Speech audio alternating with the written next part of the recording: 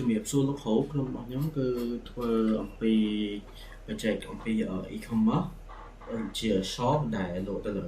បណ្ដាគ្រឿងទូរស័ព្ទឬក៏កុំព្យូទ័រហើយ project មួយនេះគឺជា project method របស់ពួកខ្ញុំអញ្ចឹងទៅលើ project របស់ខ្ញុំគឺមានដូចទៅលើ interface នេះដូចនៅលើ home page គឺគាត់អាច view ទៅលើ product ផ្សេងៗដែលមាននៅក្នុង store របស់យើងហើយគាត់អាច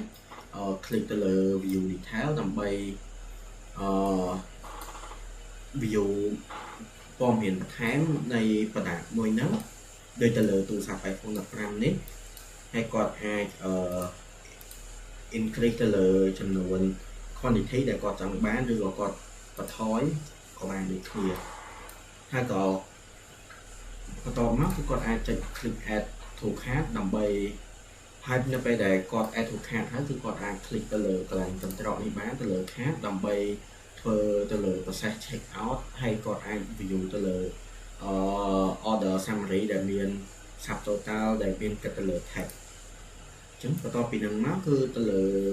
កន្លែងមួយទៀតដែលគាត់បំពេញព័ត៌មានរបស់គាត់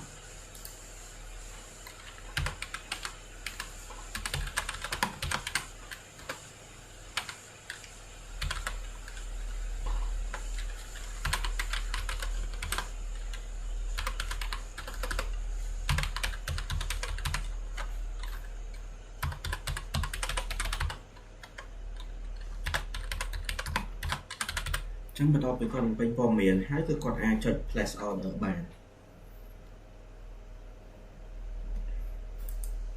ចឹងខ្ញុំសូមអរគុណលោកគ្រូទៅលើបច្ចេករបស់ពួកខ្ញុំគឺមានតែប៉ុណ្ណឹង